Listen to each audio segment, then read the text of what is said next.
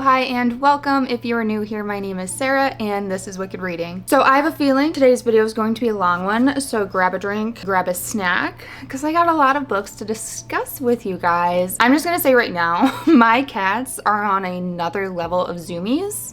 So if you hear them in the background, that is them. They are in absolute insane mode right now. She is all over the place. So I apologize. I'm not gonna stop her. She's living her best life. So that being said, we are going to talk about the new horror book releases for Q3. So that is going to be June,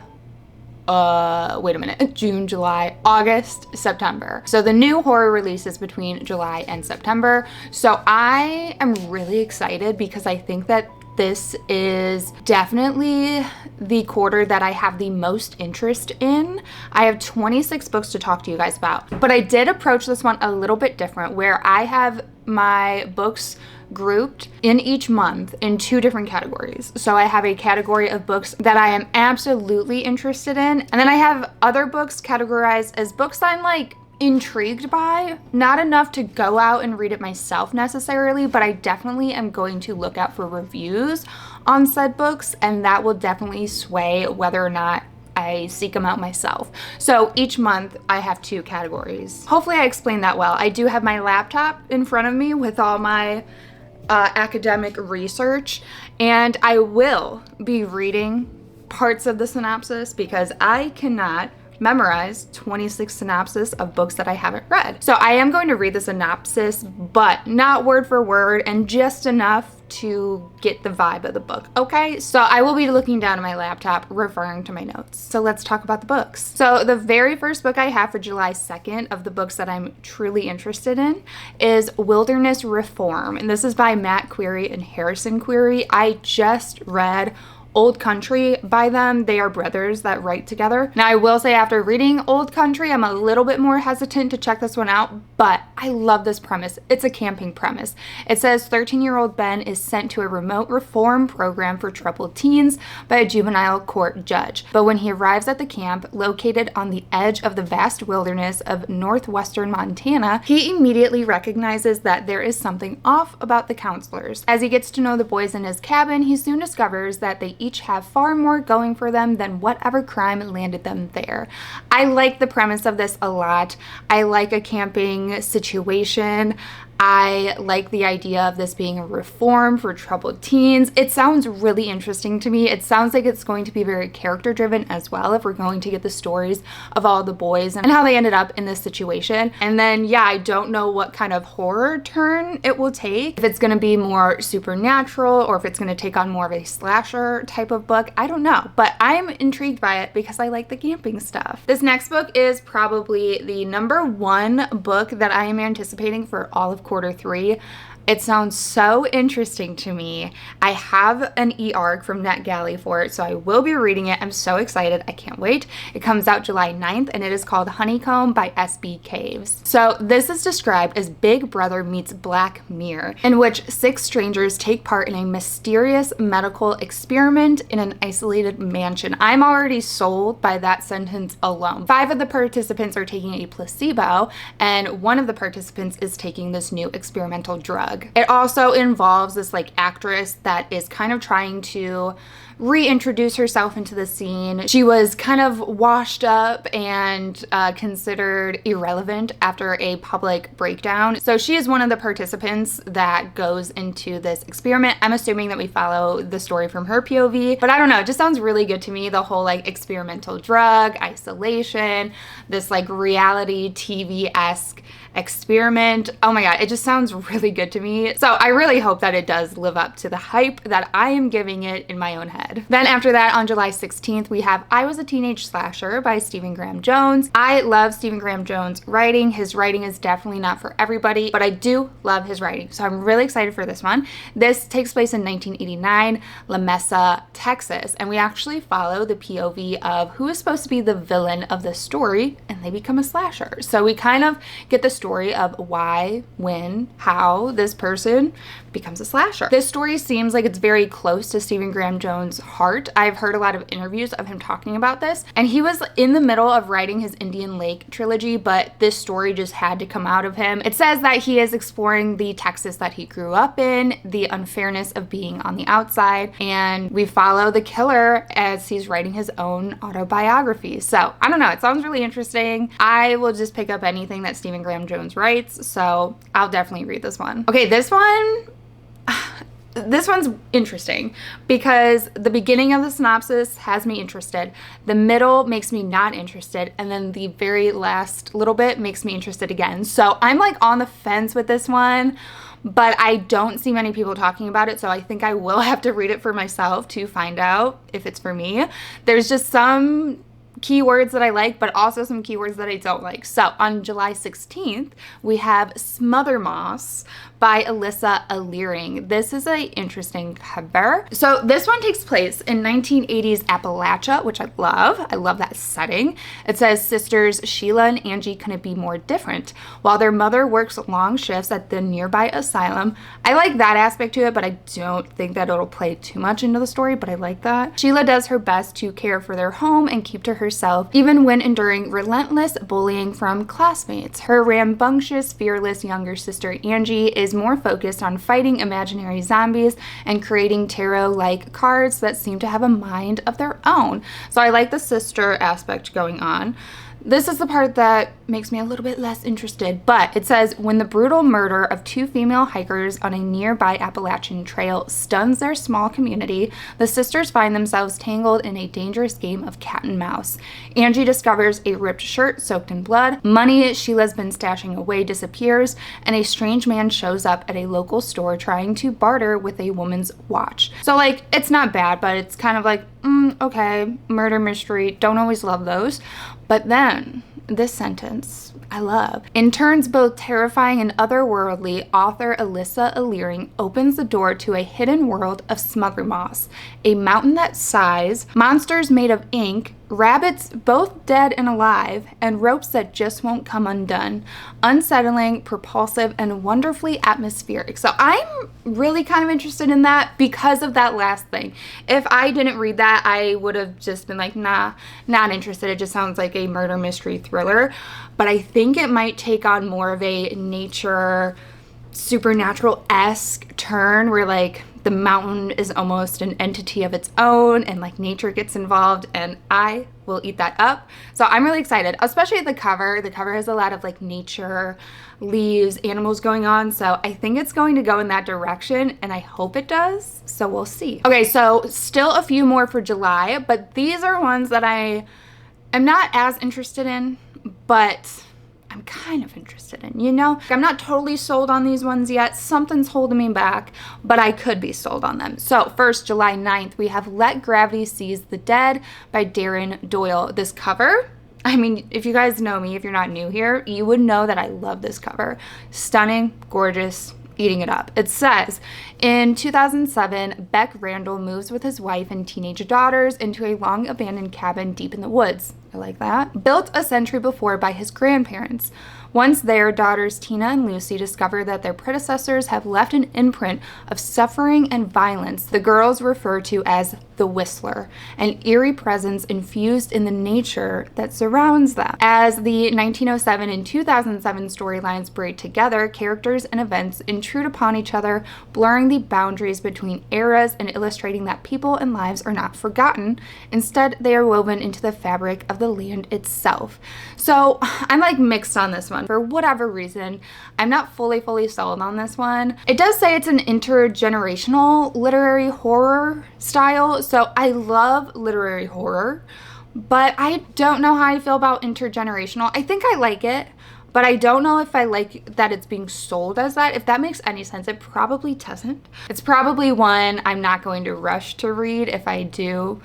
But we'll see. I'm gonna see what the people say. Then on July 23rd, we have The Body Harvest by Michael J. Seidlinger. So it says, Will is a fraud, Olivia is a wreck. They meet at a grief share group and quickly bond over their brokenness. They also have an interesting hobby. They seek out sickness. Will hunts for the latest strain of flu. Olivia doesn't feel comfortable in her body if she isn't suffering from a fever. They become virus chasers, finding confidence in their ability to conquer every affliction they come across.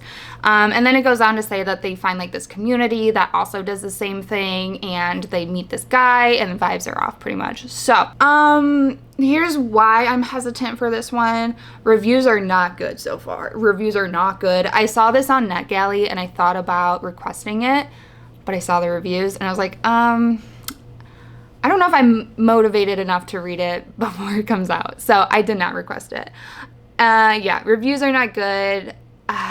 And yeah, I've just heard really bad things about the writing, but the premise sounds so interesting. I love that premise. It's a bummer because that premise sounds really, really good, but yeah, the people are already speaking and are already not liking it. So I will probably skip out on that one, but I wanted to still have it on this list because I do think it sounds interesting. So maybe you guys can read it and you can let me know. And then also on July 23rd is The Deading by Nicholas Barlades, maybe. I like this cover. It's pretty, it's like wicked yet abstract. I don't know, I like it. So it says, in a small fishing town known for its aging birding community and the local oyster farm, a hidden evil emerges from the depths of the ocean. It begins with sea snails washing ashore, attacking whatever they cling to. This mysterious infection starts transforming the wildlife and seascapes and finally the people. Once infected, residents of Baywood start deading, collapsing and dying, only to rise again, changed in ways both fanatical and physical. At points claustrophobic and haunting, soulful and melancholic, The Deading lyrically explores the disintegration of society, the horror of survival and adaptation, and the unexpected solace found through connections in nature and between humans. So, you know what? I think I'm a little bit more interested in this book than it belongs on this list. I think the reason I was hesitant, I don't know why. I don't know why. I want to explore more zombie-esque stories, and I feel like this is kind of that, but also tying in some more nature. You know what? I think that probably the word infection, I was like, I don't know, because like pandemic, but I think that this is going to lean more as like a zombie. So I don't know. I think I just sold myself a little bit harder on this one, rereading it, because honestly, I put this list together a few weeks ago, so I have forgot about some of these, which is also why I have to read from the script. But yeah, I don't know. I'm interested now. And I do like the cover, so that helps. So there's that one. So that is everything that I have for July. So moving into August. On August 6th, we have Ghost Mother by Kelly Dwyer. It says Ghost Mother is a mesmerizing psychological ghost story that blurs the line between reality and delusion. And that sentence right there does it for me. But I will continue reading. So it says Lily Bly. Notice the last name, so I think that there's some inspiration from Shirley Jackson going on here. So it says Lily Bly desperately wants to have a baby. She is struggling with infertility and bad spending habits when her husband Jack gets a new job and moves them from Chicago to a small town in Wisconsin. Impractical Lily falls in love with a decrepit mansion well out of their price range. She is convinced she will finally get pregnant and have a baby in this house, and Jack reluctantly agrees to buy the wreck. But when Lily learns that her dream house was the site of a gruesome triple homicide suicide in the 1950s, she begins to experience strange occurrences that soon lead her to believe the house is haunted. Are her ghostly encounters real, or is this a cascading mental breakdown? As Lily learns more about the deaths and her visions become increasingly vivid, her relationship with Jack deteriorates, leading to a dramatic and irreversible climax. Anytime I read a ghost story synopsis, it's just kind of like, but there's some things in this synopsis that make me think that this will stand out as unique and will keep my attention, because ghost stories alone, just the idea of them doesn't, spark excitement in me. But with the notes of like mental breakdown, reality and delusion, the dramatic and irreversible climax. I'm just hoping this kind of becomes unhinged. That is what I'm hoping from the story. We'll see. Maybe it's not going to provide that. That's what I'm hoping for it anyways. But there's Ghost Mother. Also on August 9th is House of Bone and Rain by Gambino Iglesias. I am really excited for this one. I read The Devil Takes You Home, I believe, by him, and it was definitely much more of a crime-esque horror. There was still definitely some like supernatural horror stuff going on, but it did lean into some crime aspects as well, and a lot of violence. There was like crime violence, and I think that this one will also be that, but I liked it and I know to expect that, so this one sounds really good to me. It says a group of 5 teenage boys in Puerto Rico seek vengeance after one of their mothers is murdered. It is described as a Latinx Stand By Me with a haunted, dark heart. It goes on to say, feral with grief, Bimbo has become unrecognizable, taking no prisoners in his search for names. Soon they learn Maria was gunned down by guys working for a drug kingpin in Puerto Rico. No one has ever gone up against him and survived. As the boys strategize, a storm gathers far from the coast. Hurricanes are known to carry evil spirits in their currents and bring them ashore, spirits which impose their own order. So again, I think that this will very much emulate the style that The Devil Takes You Home was, where it has this like real life horror, real life crime stuff going on, but it ties in this other kind of supernatural, I don't know, paranormal, mystical aspect. And I feel like he does it very well, and I feel like it's very unique. So I really enjoy this author's storytelling approach. I find it to be very unique, and I appreciate that. So I'm really excited for this one. I also really like the cover. I like the colors. I don't have like any books that look like that. It's very bold. I like it. I'm digging it. I'm gonna pick it up. Then on August 13th, we have Dear Hannah by Zoya Stage. This is actually the follow-up to Baby Teeth by Zoya Stage. So in this book, we are following Hannah as she has grown up, where she is living the kind of typical domestic life, has tried to move on from what happened between her and her mother in Baby Teeth, but then Hannah finds that she starts to have similar issues with her stepdaughter. With life slipping out of her control, Hannah reverts to old habits, determined to manipulate the events and people around her, and the only thing worse than a baby sociopath is a fully grown one. So yeah, the reason this is on my list is because I don't want to say I enjoyed Baby Teeth, but Baby Teeth was extremely effective for me, because that is like one of my big fears, because I do want kids, but you never know how they're gonna turn out. So that book just fed right into my fears. So this is on the list kind of out of obligation. I feel like I need to read the follow-up after reading the first one. I have to say, this cover is the ugliest cover ever. It looks AI. It looks AI to me. I tried my damnedest to find the artist listed or anything listed for the artwork of this cover. There's nothing. There was nothing when I checked, at least. Maybe it's changed since. There was nothing on Amazon, nothing on the publisher site, nothing on anything that this book was listed on referred or said anything about the cover art. I think that this cover is AI generated. It looks like it. If it's not, apologies to the artist, but this is not a pleasant cover, and that is like the one thing that makes me, I'm not gonna buy this book. I don't even own Baby Teeth. I would have it on my shelves. I just haven't gone out of my way to buy it. I'm not going to buy this. I'm going to get it from the library, and even if I like it, I'm not buying it. It looks so weird to me.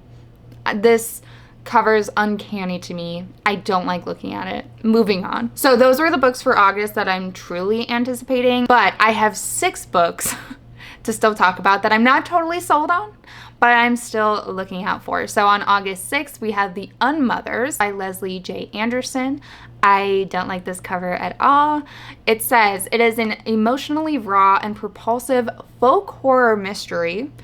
A journalist goes to a small town and unravels a dark secret that the women have been keeping for generations. So the thing with this one that's holding me back is I think it could be really cool, but it could also be a flop. Like, it's going to be one or the other, I feel like. I mean, it might be just meh. So that's the thing. It's either going to be like, okay, or it's going to be amazing. And it really kind of depends, I feel like, on the turn that the story takes in like the last half and what the twist ends up being, or whatever the book does. Like, it really, I feel like, lingers on the last part of this book of whether or not it's going to be good or not, which is why I also don't like thrillers and I don't seek them out, because I don't want to dedicate so much time to have to finish a book to, you know, really appreciate what the story was doing potentially. So I don't know. That's why I'm like on the fence with this one, is I feel like it would have to just do something crazy at the end. So I kind of want to hear people's reviews on it first and see what the vibes are for the kind of atmosphere and turn and tone that the story takes. But it does say it is an unbearably tense and utterly gripping atmospheric tale of female rage, which I do like, bodily autonomy, which I do like, and generational trauma, which generational trauma is something that either works or doesn't work for me. It has to be approached well. But let me read a little bit more of the synopsis, because it also sounds very weird. So the very first sentence says, Marshall's editor sends her to a small backwards town of Rayford to investigate a clearly ridiculous rumor that a horse has given birth to a healthy human baby boy. So, starting off on a weird note. So again, I'm on the fence with this one, because it could either be doing weird and doing strange good, or like not. And I don't know that I'm willing to take the gamble, because there's just other books that immediately grab my attention over this one. But I am very curious about it, and I'm very curious to see what people will say about it. Another one on August 6th. Oh my god, and I have another one on August 6th. I think I have like 6 books alone from August 6th. Big publishing day. So another August 6th release is Mystery Lights by Lena Valencina. So this is a short story collection, which is why I'm hesitant. But this cover is gorgeous. I love this cover so much. The little synopsis, the little peeks into some of the stories do sound interesting to me. I just have such a hard time with short stories. But it says it's a debut collection of stories about women and girls at the crossroads of mundane daily life and existential dread. From the all too real horror of a sexual predator on a college campus to a lost sister transformed by a cave-dwelling creature, Mystery Lights grapples with terrors both familiar and fantastic. And that just really sells me. That really sells me. But I'm so hesitant for a short story collection, and by an author, like a debut collection. An author I don't know their writing style, and I don't know that many people are talking about this one. So I think I might have to read it myself if I want to. I'm going to see if my library ends up getting it and try to like go that route before buying it, because I'm just like not fully convinced that because the thing is, if I buy it, it's going to sit on my shelves, because I put off short story collections and like novellas. I put those off until I die. I will have to be buried with my novellas and my short story collections. So if I get it from the library, I have a time limit, and I'm forced to read it in my time limit, at least in my head. Obviously, I don't have to read it, but that might put a little bit more pressure on me. It might be the push that I need to actually read a short story collection. So I'm going to see if my library gets it. I hope they do. And that is hopefully how I approach that. But after saying all of that about short story collections, here's another one on August 6th. This is called The House Where Death Lives. So this is an anthology, but what makes it feel a little bit more interesting to me, I guess, is that all the stories revolve around the same place, the same house. They all are within the frame of a particular house that isn't bound by the laws of time and space. This is a YA anthology, but I just thought it'd be really interesting. It says it explores how the permanence of a home can become a space of transition and change for both the inhabitants and the creatures who haunt them. Each story in the anthology will focus on a different room in the house and feature unique takes on monsters from a wide array of cultural traditions. It just sounds really unique, so I am really interested in that one. So I hope some people read it and review it, and I'll kind of make up my mind from there. Then on August 13th, we have Through the Midnight Door by Katrina Monroe. I have read from this author, and her book was like okay. I read They Drown Our Daughters, and it started off pretty good. I think I ended up giving it 3 stars. Like, it was fine. It's not on my shelves anymore. I did unhaul it. It didn't leave that much of an impression, but I would be willing to give this author another shot. So this one says it is following the Finch sisters, who once spent long, hot summers exploring the dozens of abandoned properties littering their dying town until they found an impossible home with an endless hall of doors and 3 keys left waiting for them. Curious, fearless, they stepped inside their chosen rooms and experienced horrors they never dared speak again. Now, years later, youngest sister Claire has been discovered dead in that old desiccated house. Older sisters Meg and Esther find themselves at bitter odds. As they navigate the tensions of their brittle relationship, they draw unsettling lines between Claire's death, their own haunted memories, and a long ago loss no one in their family has ever been able to face. So this is another one that I feel like, depending on the direction this book takes, can be really interesting and really unique, or can just kind of be mediocre. So I don't know, but I am very intrigued by it. I like the sisterhood stuff. I like that they feel drawn to this house, that they each experience different horrors in different rooms of this house. And I don't know, it intrigues me, but I am hesitant. Next, on August 20th, we have We Love the Nightlife by Rachel Kohler Croft. So all it says is, locked in a toxic female friendship, 2 vampires careen toward catastrophe in this dark and dazzling page-turner set in London's glittering disco scene. So it sounds like it might be a little lighthearted, like it might have lighthearted moments. Obviously with a toxic female friendship, it might become kind of this obsessive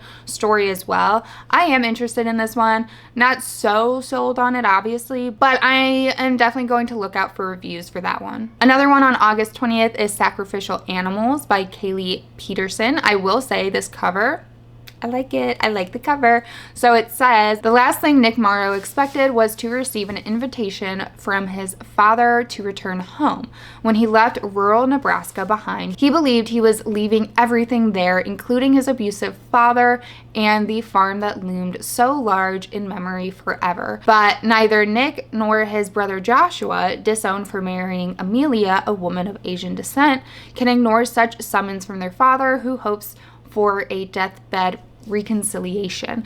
So then they end up going to their dad's home, and Joshua, married to Amelia and Nick, the brother, end up having an affair. And then Nick, the brother in the affair, begins to suspect that Amelia's interest in him may have sinister and possibly even ancient motivations. Sacrificial Animals explores the violent legacy of inherited trauma and the total collapse of a family in its wake. So yeah, I'm not like super interested in this one, to be honest, but I am interested to see what people say about it, and that could sell me on it. But the premise alone sounds a little bit, I don't know, but I am open-minded to it. That was everything for August, so moving right into September. On September 3rd, we have Haunt Sweet Home by Sarah Pinsker.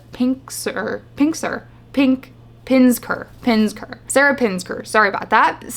Stunning cover. I love the colors. They're so cute. Okay, it says, on the set of a kitschy reality TV show, stage scares transform into unnerving reality in this spooky ghost story. So it's kind of the take on a reality TV show with ghost hunters. I'm interested in that. I like that idea. It's actually a ghost hunting / home makeover reality TV show called Haunt Sweet Home. This is a short book. It's only 176 pages. So this is one that I'm not gonna physically buy it, but if my library has it, or if it's easily available to me through my Kindle, then I will definitely read it, because based on the length, like, I don't know. I don't like purchasing a book I'm not totally sure about when it's under 200 pages. Like the full price purchase, I don't know. I don't feel good about it. So it kind of depends on how easily available this one is to me, but I am interested in it. I'm really digging the like ghost hunter stuff. So yeah. Then, of course, September 10th, this is probably the most known one that is releasing, and that is So Thirsty by Rachel Harrison. This is female friendship with vampires, so there you have it. Rachel Harrison is very much kind of like a cozy horror,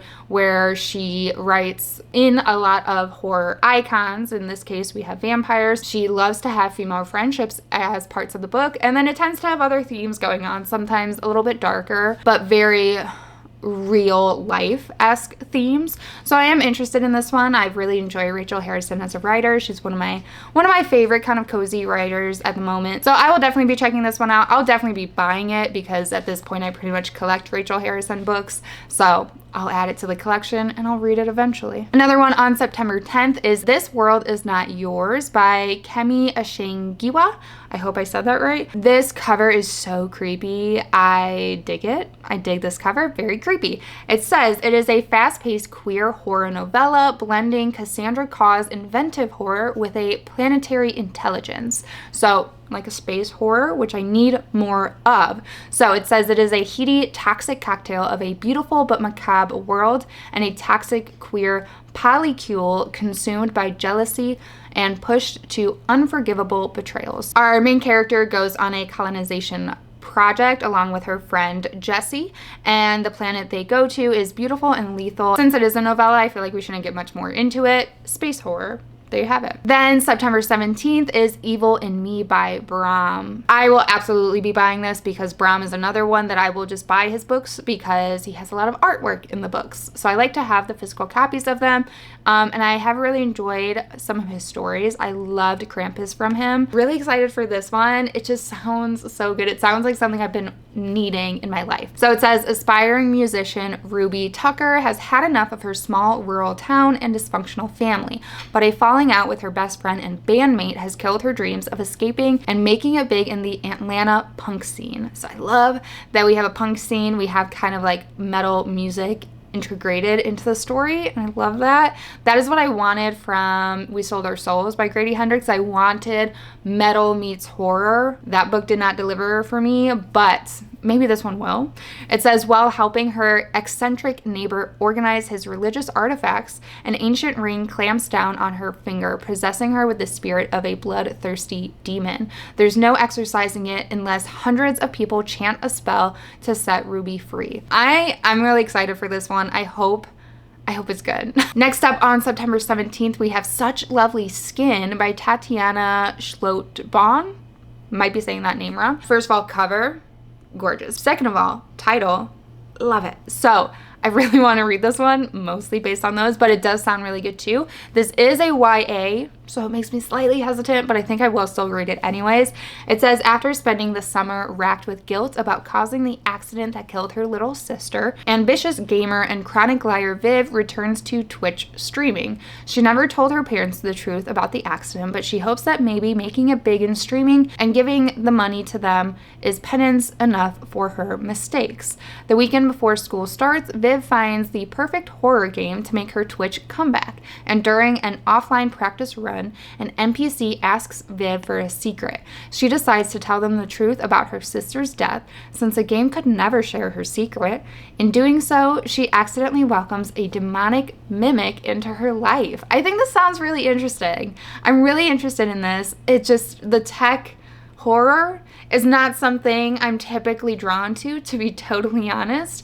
But I don't know. This one, for whatever reason, intrigues me, and I'm gonna read it, and I'm gonna buy it because I like the cover and the title, okay? Don't judge me. Then on September 17th, we have Bitter as the Heart by Mina Hardy. It says Tamara Glass fled an abusive mother when she was 18, running away from home to find a better life elsewhere. She has lived in freedom from her mother Ruth for decades until one night she wakes to find her now elderly mother standing over her bed, disoriented and confused. When Tamara reluctantly takes in her mother, strange events start happening inside her home. The house is oppressively hot, lights flicker, and cupboards open and shut on their own. Tamara learns that Ruth has been kicked out of her assisted living home and other facilities refuse to house her and endanger their own residents. Tamara has spent years suppressing her childhood trauma, but it comes rushing back with each strange event in her home. This actually reminds me of Mothered by Zoya Stage, and they both have scissors on the cover, so that's interesting. I will say Mothered did not do it for me. That was another 3-star book.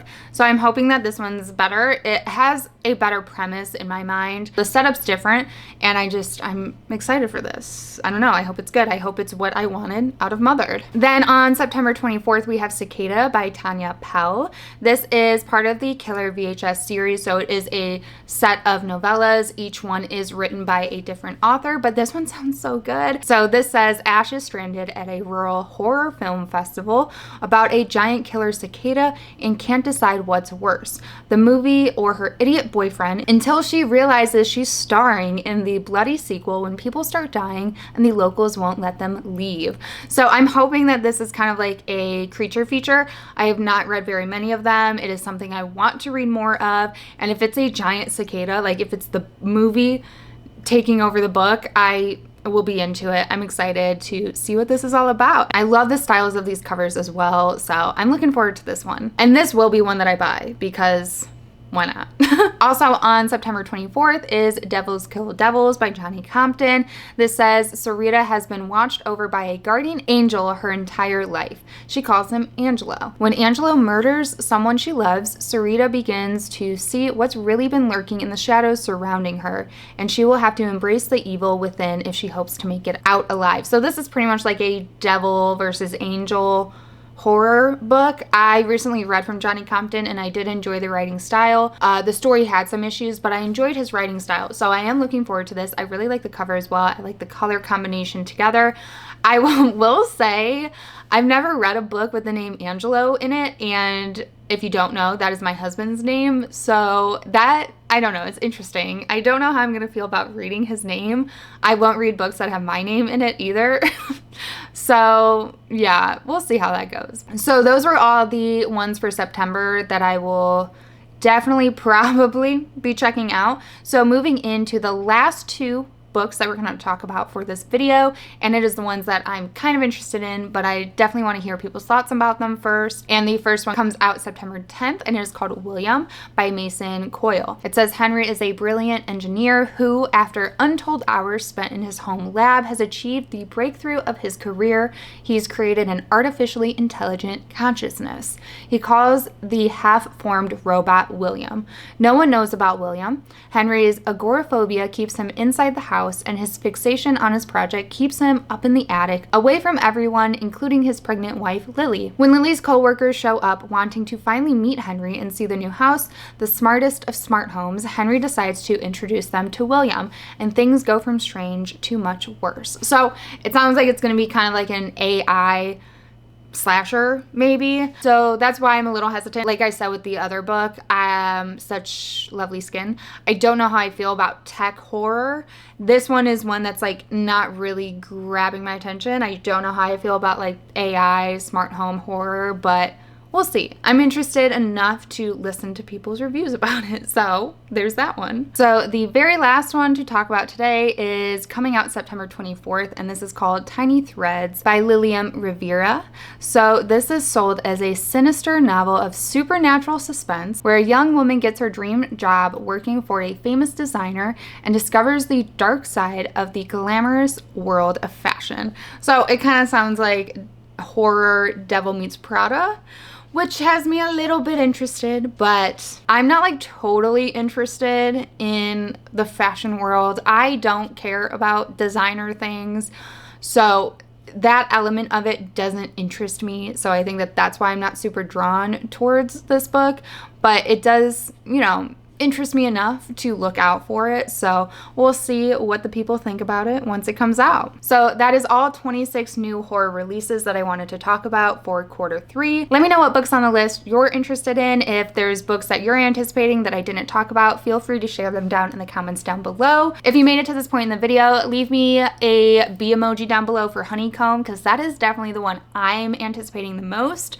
for Q3. But there's a lot of good ones, so I'm excited. This was definitely the best batch so far, in my opinion. As always, thank you so much for spending some of your time with me while I sit down and talk about books. If you haven't yet, please give the video a like, subscribe for future content, turn on the bell notification, all the fun YouTube things that help your girl out, and I will catch you guys in the next video. Bye!